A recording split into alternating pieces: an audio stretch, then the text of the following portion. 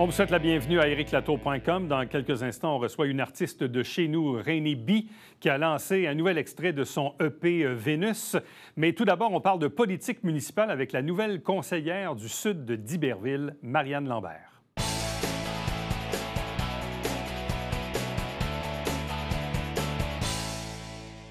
Elle est nouvellement conseillère municipale depuis presque un an. Bientôt un an. Elle représente le sud d'Iberville et de Saint-Athanase. C'est Marianne Lambert. Bonjour et bienvenue. Bonjour, Monsieur Latour. Et puis, un an plus tard...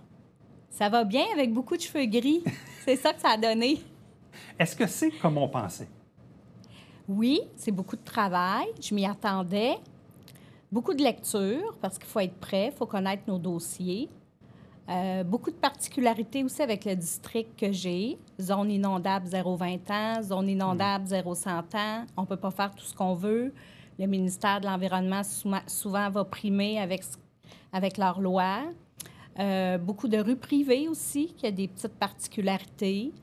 Des rues de gravier. Bon, il y a plusieurs. Beaucoup de zones aussi agricoles. Donc, c'est ça. On dit souvent, puis c'est normal, quand on arrive, on est empreint de naïveté, de bonne naïveté, pas de la mauvaise, de la bonne. Avez-vous perdu vos illusions? Est-ce qu'il y a des choses que vous dites, ouais, finalement, c'est plus compliqué que je pensais, ou c'est plus long que je pensais, ou ça, c'est mieux que je pensais? Bien, je m'attendais pas, premièrement, à ce que ça soit facile. Ouais. Ça, je suis très consciente de ça. Je suis consciente, j'étais déjà consciente aussi du fait que, bon, quand les citoyens nous approchent pour des requêtes ou des plaintes, je suis consciente aussi que ça ne peut pas toujours être positif ou négatif, le retour, quand ils l'ont. Par contre, ce qui est important, c'est que la communication puisse se faire envers les gens puis qu'ils soient au courant. Pourquoi on ne peut pas. Si on peut, tant mieux. Si on ne peut pas, voilà pourquoi. Est-ce qu'il y a d'autres moyens pour y arriver? Bien, il faut l'expliquer. Mais c'est sûr que des fois, ça peut être long, comme je vous ai expliqué, zone agricole, zone inondable, on ne peut pas faire tout ce qu'on veut. Mais il faut prendre le temps de bien expliquer les choses. Puis oui, des fois, bien, c'est négatif. Par contre, j'ai reçu 2 courriels dernièrement de personnes qui n'étaient pas satisfaites des réponses, mais qui étaient contents parce que le suivi avait été fait. Fait que ça, je pense que c'est une bonne... Mais je pense qu'ultimement, les gens, ils veulent qu'on leur réponde. Oui. Bon, des fois, ils ne sont peut-être pas toujours contents de la réponse, mais au moins, ils ont une réponse. Oui, c'est important. Bon. Là, vous avez un petit dossier chaud dans le quartier qui est le Parc Canin. Oui. Qui est là quand même depuis 7 ans. Oui. Je suis moi-même déjà allé quelques fois avec mon chien, quoique c'est... Moi, je suis dans NDL. Pour aller à Iberville, il faut vraiment que je décide d'aller là. Puis c'est la première fois que j'entendais dire, honnêtement, puis je suis, moi, les assemblées du Conseil depuis 30 ans, c'est la première fois que j'entendais que ça dérangeait. L'aviez-vous entendu en campagne électorale? Oui, je l'ai entendu en campagne électorale. Donc, quand j'ai fait mon porte-à-porte, parce que je l'ai fait... Donc, c'est sûr que la plupart, je dis la plupart parce qu'il y en a qui ne le sont pas incommodés, mais il y en a quand même plusieurs, les riverains qui habitent autour, partie de la rue Bessette, la rue Hamel, la rue Belle-Rive, les deux, trois petites rues là, qui font des petits fers à cheval, là, pas loin, qui se prend pas loin de la rue Belle-Rive. Bon, il y en a plusieurs qui sont incommodés par les jappements incessants. Donc, en 2020, il y avait eu une pétition qui avait été déposée. Donc, moi, on m'a demandé de continuer là-dedans, ce que je fais. Je suis là pour les représenter. Maintenant, est-ce que moi, je suis pour ou contre? Est-ce que le parc à chiens ferme? Je pense que ça n'a pas... J'ai pas à prendre position là-dedans. Par contre, moi, je suis là pour aller avec la demande des gens. Les gens autour sont incommodés. Donc, en 2023, il va y avoir un nouveau parc à chiens dans le secteur des Colibris à Saint-Luc. J'ai pris l'engagement que... Tant et aussi longtemps qu'on n'aura pas un autre endroit pour ces chiens-là, le parc ne fermera pas.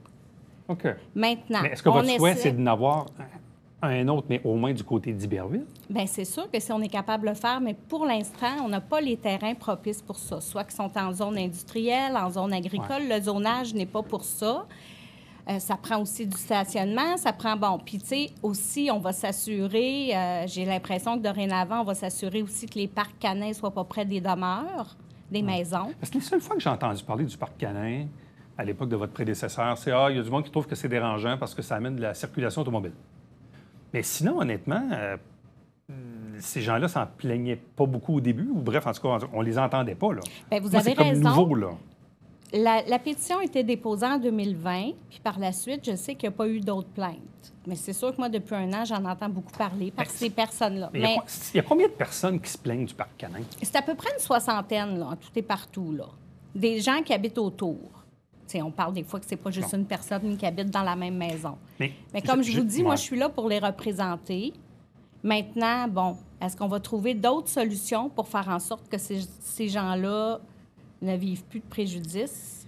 Mais c'est ça, on essaie de travailler le plus possible. Mais de l'autre côté, on a Mme Bande là, qui a ramassé quoi, 500 Oui, signatures. Madame s'est très bien exprimée. Puis elle posait quand même une question intéressante quand on l'a reçu en entrevue. Elle disait, le parc canin, en ce moment, là, il contrevient à quelle réglementation? Vous avez raison, il n'y en a pas. Par contre, il y a une étude qui a été faite par le Service des loisirs, puis ce qu'on se rend compte, c'est qu'un parc canin ne devrait pas être à moins de 100 mètres d'une maison. Donc, logiquement, si on a à réouvrir un parc, il devrait être à plus de 100 mètres des maisons pour ne pas déranger. Parce que même, j'écoutais votre collègue Jérémy Meunier, qui est dans le nord de Saint-Antonin. Bon, je sais qu'il y a des chiens puis qui se promènent le long du ruisseau Hazen, mais lui-même disait 500 noms, c'est pas rien. Oui, il est utilisé. Il y a des citoyens là, qui se disent incommodés, mais de l'autre côté, quand on est un décideur public, on prend des décisions pour la majorité, en principe, ça devient un dossier un peu délicat. C'est très délicat. C'est comme je vous dis, moi, je suis là pour les représenter, ceux qui habitent autour. Puis il y a même des gens aussi qui l'utilisent, qui habitent le district que je représente. Fait que vous avez raison, c'est délicat. En même temps, il faut peser les pour et les contre. Dans quel sens on va s'en aller avec ça? Bien, comme je vous dis, moi, je suis là pour les représenter du mieux que je peux. Et ce que vous dites, c'est que tant qu'il n'y a pas de nouveau parc canin à Iberville, Goyette va rester ouvert. Oui, bien, comme je vous dis, là, pour l'instant, on n'est pas capable de trouver de solution concernant un nouveau terrain qu'on pourrait avoir. Fait que c'est ça qui est difficile. Des terrains, il n'en pleut pas, surtout pour Iberville. Donc, mais on essaie de tout, tu sais. On est là-dessus, mais à un moment donné, il va falloir trancher. Cette question-là. Exactement. Pas facile de trancher, ça. Hein? C'est pas facile. Mais la politique, ça oblige ça, des fois, d'être obligé de trancher. Ouais. Exactement. Bon, dans ce quartier-là, on l'a vu dans les dernières années, surtout au printemps, il y a des problématiques de refoulement. Même, c'est rendu presque pas une comédie, mais je dis, les travaux publics installent des pompes. Elles sont toujours là, d'ailleurs. Les pompes, on a l'impression qu'ils sont là. On les a installées temporairement, mais il n'y a rien de plus permanent que quelque chose de temporaire. Puis les solutions, bien, c'est un problème d'infrastructure à la base. Là. Ça, c'est quelque chose qui avance? Ça prend des subventions? Première des choses, quand j'ai été élue, dès novembre ou début décembre... On parle du secteur Belle-Rive, là. Non, c'est ça. Mais je me suis assurée d'avoir une réunion avec notre ancien directeur des travaux publics, pardon, du Service des infrastructures et gestion des eaux, M. Fortin. Puis là, pour regarder, parce que la problématique, quand j'ai fait mon porte-à-porte, c'était vraiment la rue Hamel et la rue Leclerc. Et la rue Leclerc, ça faisait depuis 2005 que c'était dans la machine puis que ça se faisait pas. Donc là, c'est en train de se faire. Par la suite, en 2023, ça va être la rue Hamel, au niveau des infrastructures complètes aussi qui vont être refaites. Puis, il va y avoir aussi la réfection de rue de la rue Lefort, qui n'est pas les infrastructures, mais vraiment la réfection de rue. Donc ça, ça va être refait. C'était comme... Puis je suis contente parce que c'était vraiment... 3 tronçons de rue qui étaient vraiment là. Il fallait que ça soit fait, puis c'est déjà dans la machine, puis ça va se faire. Ça va se faire. Est-ce qu'il y a encore des rues en gravier? Bien sûr, il y en a plusieurs. Donc là, il y a 3 pétitions qui ont été déposées pour les rues qui sont entre la rue Lefort et Denis-Court, dont la rue Parent, la rue Catherine, la rue Ginette. Les pétitions ont été déposées pour le processus d'asphaltage. Ce qu'il faut comprendre dans ces tronçons de rue-là, qui sont entre la rue Lefort et Denis-Court, donc, toute la rue Parent, Catherine, Louis, Saint-Ours, il y en a plusieurs, elles sont à cheval entre la rue Lefort et la rue Denis-Court. Ce qui fait en sorte que souvent, il va y avoir des maisons qui sont sur le coin, mettons, on va dire Lefort et Ginette. Il y a une maison sur le coin et il y a une partie du terrain, même si la personne est sur Lefort, qui empiète sur la rue Ginette. Ça fait en sorte que la façon que c'est déterminé pour le coût, c'est en façade, du terrain en façade. Par contre, ces personnes-là qui sont à cheval puis qui ont une partie de leur terrain qui empiète, donc, il y a une entente avec le service des infrastructures, c'est que le premier 100 pieds sont exemptés. Donc, quelqu'un qui a 150 pieds, qui est sur le coin Lefort puis Ginette, le premier 100 pieds sont exemptés des coûts, puis le dernier 55 pieds, il faut qu'il paye. Ça prend 50 plus un des signatures pour déposer. Donc, à rue Parent, Ginette et puis Catherine, ça a été fait. Les autres, bien, je suis encore là-dessus. Puis à la rue de Foucault aussi, ça a été déposé. Maintenant, quand le processus est fait, ils vont aller sonder pour vérifier le fond de rue, qui vont déterminer les coûts. Puis à ce moment-là, après, on repart puis on demande aux gens, est-ce que vous êtes d'accord ou non? Puis là, souvent, les gens vont reculer quand ils vont voir les coûts. Évidemment. On verra la suite. Dans votre district, il y a évidemment tout le pourtour de l'aréna Marcel Larocque, la Palès, la polyvalente Marcel Landry et le pavillon Milleroche. Oui. Il n'y avait pas des rénaux qui étaient prévus à Milleroche? Oui, effectivement, on en a entendu parler, mais je dois vous dire que ça n'a pas été... Il n'y en a pas été question encore. OK. Donc ça, c'est dans les projets, là, je ne vous mentirais pas, mais oui, on en a parlé, mais on n'a pas encore là, de vie ou de plan là, de confirmer. Avez-vous d'autres priorités qui vous tiennent ou des enjeux là, qu'on n'a pas évoqués dans ce quartier-là qui vous tiennent à cœur? Oui, il y en a plusieurs. Bien, c'est sûr que toutes les installations sportives, les organismes aussi. Tu sais, comme moi, j'ai découvert le BMX du Haut-Richelieu. Ce fut une révélation. J'en entendais parler, mais sans plus.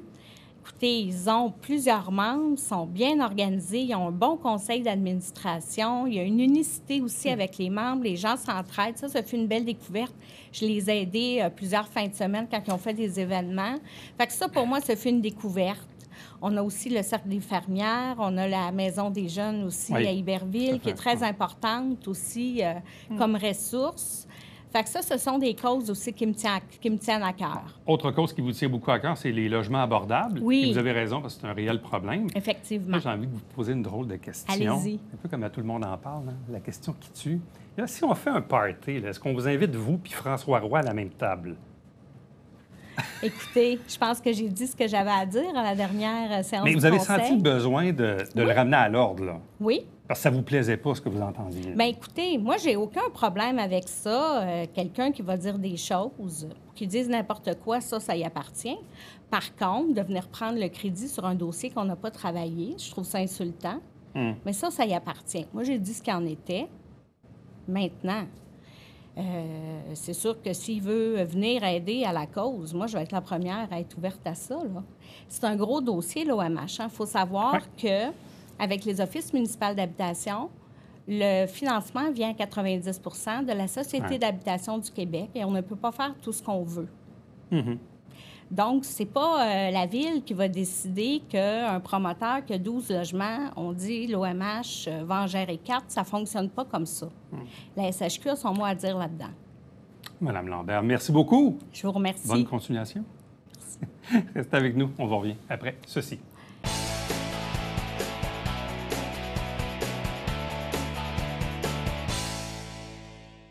Salut, ici Alexandre Baudouin. Et François Trépanier. François, pour ce premier show de novembre... On reçoit Martin Honzois faire un retour sur le championnat mondial de Montgolfière en Slovénie, Alex. Je vais écouter en boucle November Rain. C'est ma chanson. C'est beau. Ne manquez pas ça.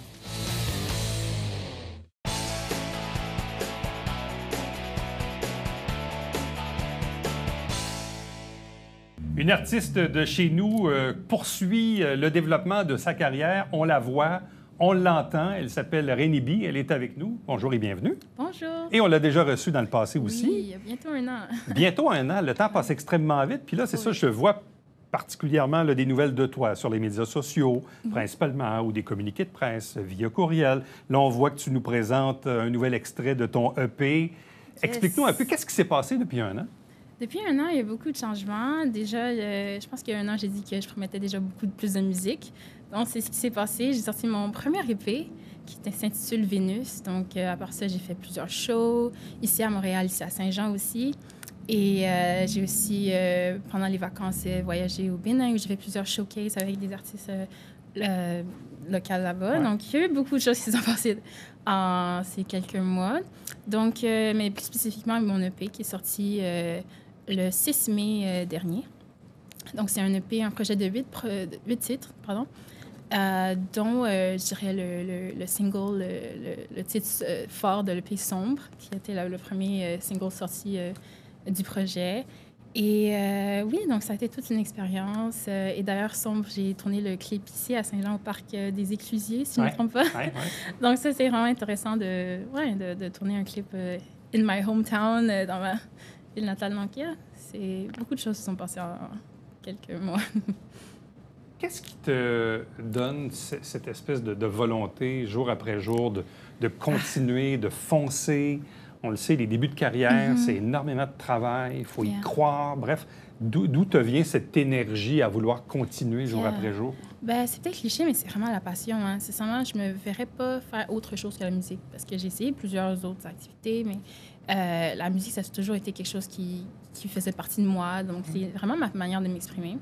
Donc, sincèrement, c'est la passion qui me motive. Et puis, comme vous avez mentionné, c'est dur, les débuts de carrière. Des fois, on ne voit pas beaucoup de changements ou d'amélioration. Mais c'est vraiment la passion. Je pense que tous les artistes ont peut-être une réponse assez similaire à la mienne. C'est ça qui nous motive à aller de l'avant parce qu'on aime ça, sortir des projets, la musique, avoir le feedback du public. C'est vraiment ça qui est cool. Si on remonte un peu dans le temps, ton projet de EP sur lequel, donc tu dis, il y a 8 titres, ce projet-là a commencé à quel moment? Je comprends qu'on l'a lancé au mois de mai dernier, mais ça a pris quoi? 6 mois, 1 an, 2 ans, 3 ans? Bref, combien de temps tu as passé là-dessus? Déjà, j'ai passé quelques mois. Ça a commencé juste comme ça, par plaisir. Je me suis dit, je vais enregistrer une chanson. Après, la deuxième, la troisième est venue. Puis là, j'étais comme, on a assez de titres pour faire un album complet. Et là, c'est en février, mars dernier que j'étais comme, OK, j'ai quelque chose. On a quelque chose qu'on va pouvoir sortir. Et c'est vraiment là que j'ai décidé d'appeler mon EP Vénus parce que j'ai remarqué qu'il y avait comme un lien entre tous les titres qui me rappelait à ce thème. Donc, Vénus, c'est entre autres le nom de la planète de l'amour. C'est aussi le nom d'une déesse grecque qui symbolise tout ce qui est amour, sensualité, prospérité. Donc, c'est tous des thèmes que j'aborde dans l'EP. Donc, c'est pour ça que je tenais à appeler mon premier projet Vénus. Donc, les gens, des fois, me posent la question, mais pourquoi Vénus? Donc, voilà, c'est pour ça. OK. Et là, tu dis donc, on a fait 1, puis 2, puis 3, puis finalement 8 chansons. Peut-être expliquer aux gens qu'est-ce qui te caractérise musicalement parlant? Quel est le style musical dans lequel tu es confortable, dans lequel tu œuvres en ce moment? Donc je fais déjà, toutes les titres sur l'EP sont, peut-être pas tous les titres, la plupart des titres sont en anglais et en français. Donc je me caractérise déjà en tant qu'artiste bilingue. Donc je suis vraiment, j'ai vraiment cette dualité qui fait de moi, j'ai ma particularité. Je parle en anglais, je parle en français. Mes titres sont un mélange de ces deux langues, je trouve qu'il est assez rare. D'habitude, les gens se focusent plus sur une langue, bon, des fois les deux, mais... Donc, déjà ça, et aussi, je fais de la musique pop, R&B, afro-pop, donc j'ai plusieurs styles que j'aime, si je peux dire, entamer, et c'est vraiment ça que j'aime faire. C'est dans ça que je suis confortable. Bon. Dans le cas de cet extrait, donc Sombre, qui vient de ton EP Vénus, donc qu'est-ce que c'est que cette chanson au juste? Qu'est-ce qu'elle raconte? Sombre, ça raconte vraiment toute une histoire. C'est dont le titre Sombre, ça raconte une histoire assez sombre. Donc, pour ceux qui auront la chance d'aller voir le clip sur YouTube, ça a été inspiré... je parle du music vidéo. Ça a été inspiré de la série The Purge, ou La Purge en français, si je ne me trompe pas. Et donc, pour ceux qui ne savent pas, La Purge, c'est comme un film où pendant toute je pense, 24 heures, tous les crimes sont permis. Donc, je ne vais pas donner trop de spoilers. J'invite les auditeurs à aller regarder le clip. Mais donc, voilà, ça raconte vraiment toute une histoire sombre. Et je peux le dire... ça ne m'est pas vraiment arrivé personnellement à moi, mais c'est des choses que je m'inspire un peu de mon entourage, de mes amis, des expériences qu'ils ont eues. Et c'est une histoire je me suis dit, bon, je vais raconter une histoire sombre. Et voilà, Sombre est sorti. Et j'invite les gens à aller l'écouter. C'est vraiment une chanson intéressante. Tu te définis aussi comme auteur, compositeur, interprète? Yes. Auteur, compositeur, interprète. Donc... Est-ce que dans toutes les chansons, tu fais pas mal tout ou tu as de la collaboration aussi? J'ai définitivement de l'aide. Je suis, bon, malheureusement ou heureusement, je fais pas tout moi-même. Mais je peux dire que la grande majorité des chansons, donc Sombre et aussi la dernière chanson de l'EP Fading, c'est moi qui ai composé, donc au piano. Ouais. Et ensuite, j'ai écrit les paroles. Et je suis pas encore... j'essaie, je suis dans mes débuts de mixing, mastering, tout ça, mais je suis pas encore pro. Donc, j'ai définitivement de l'aide, dont... Mais le texte et la musique, c'est toi? Oui, toujours. Ça, c'est quelque chose qui est très important pour moi, de pouvoir écrire mes propres textes. Donc, dans ce département-là, c'est authentique, si je peux dire ça. Certains artistes, parfois, peut-être pour aller chercher un peu de, je ne dirais pas de la popularité, mais de la visibilité, vont tenter de composer des trucs, mais de faire aussi ce qu'on appelle des reprises, donc des covers. Toi, est-ce que c'est quelque chose que tu fais ou que tu ne veux pas faire? J'en fais quelques fois. Dans quelques moments, je me dis, il y a une chanson que je pense que je peux ajouter un plus. Donc, je fais des reprises sur ma chaîne YouTube, des fois juste sur les plateformes Instagram, Facebook et tout ça. Mais je dirais que c'est comme ça que j'ai commencé en tant qu'artiste. J'ai commencé à faire des covers sur YouTube d'artistes populaires, dont Alicia Keys, Bruno Mars, et des chansons que j'écoutais, en fait. Ouais. Mais depuis que j'ai commencé à sortir ma propre musique, je pense que c'était plus important pour moi de focusser sur mon matériel à moi, mes propres compositions. Donc, j'en fais quelques fois, mais c'est vraiment si la chanson me parle, puis je pense que je peux apporter un plus ou quelque chose d'intéressant à proposer. Quelle est la réponse de l'industrie? L'industrie, là, ça, c'est large comme ça, mais ça reste que dans le monde de la musique, il y a une industrie, il y a des gens qui sont tissés serrés. C'est une bulle qui est parfois dure à percer, parce que c'est ce qui va nous amener dans la distribution de nos albums, des agences pour faire connaître nos spectacles, ou encore, évidemment, se qualifier pour être candidate à la disque, ou ultimement tourner dans les stations de radio. Bref, comment est-ce que tu fais ton chemin dans cette industrie, disons, pour te faire connaître? Bien, déjà, comment je fais mon chemin dans cette industrie? Donc, je me promouvois au max. Donc, d'ailleurs, Sombre est en campagne radio actuellement. Donc, je travaille vraiment sur ma promotion. Donc, pour vraiment que le public, que les gens puissent entendre ma musique. Donc, sinon, à part ça, bon, déjà, la consistance est très importante. Donc, je sors souvent des titres, que ce soit, comme je disais, des singles ou bien, bon, l'EP qui est sorti dernièrement. Donc, c'est vraiment ça que je pense que... C'est vraiment comme ça, désolée, que je pense que je peux faire ma place et vraiment laisser aux gens à connaître ma musique. D'ailleurs, si je peux dire la réponse du public, je pense que c'était ça la question. Quand les gens écoutent mes œuvres pour la première fois, ils se disent « Ah, mais c'est quelque chose de différent, propose quelque chose d'assez unique, si je peux dire ça. » Mais bon, chaque chanson, chaque composition a son originalité, mais je pense que mes textes étant français, anglais, et aussi avec un mix d'afropop et d'R&B et de pop. C'est vraiment tout un mélange culturel, si je peux dire, et les gens, ça les intéresse beaucoup. As-tu des parrains ou marraines dans l'industrie? As-tu des connaissances qui peuvent t'aider peut-être à progresser?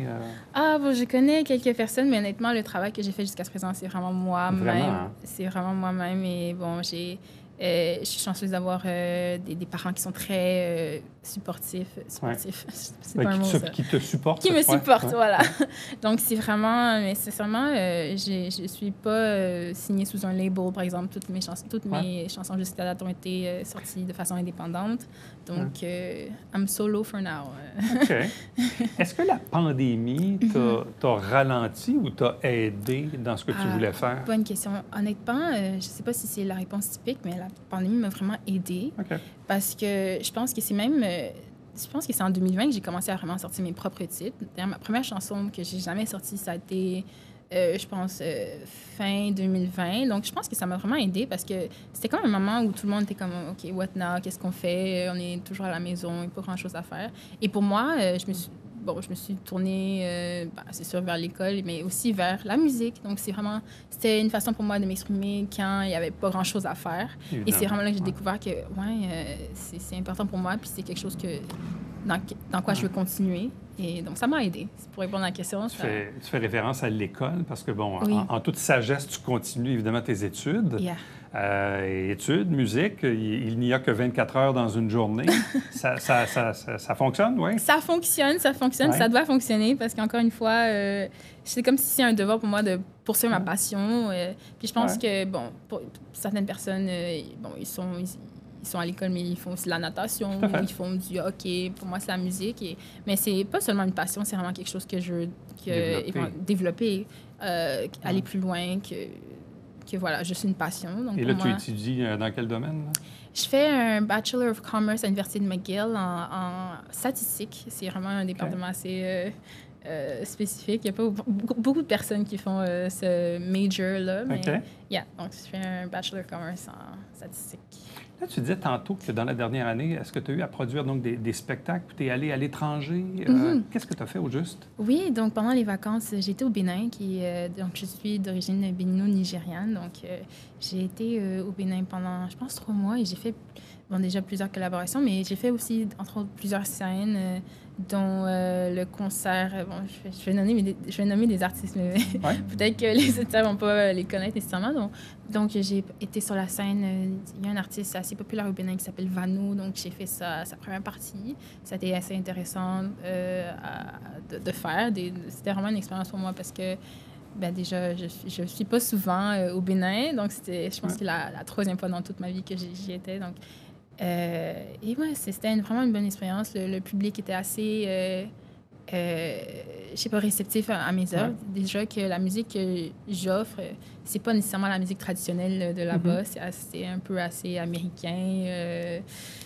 Forcément. Ouais. Donc, mais j'ai beaucoup apprécié l'expérience. Et en plus de ça, j'ai aussi... on a démarré une campagne pendant quelques semaines.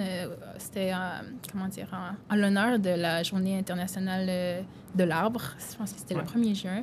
On a lancé une campagne One Man, One Tree. On est parti dans plusieurs écoles primaires, moi et quelques amis. Et on a planté des arbres pour souligner l'importance de l'environnement. René B, merci beaucoup. Bonne merci continuation. On invite les gens donc à aller sur les différents médias sociaux, notamment YouTube, pour voir un peu le matériel de Rainy B, notamment ce dernier extrait qui vient de sortir du EP Vénus. Merci beaucoup. Merci à vous.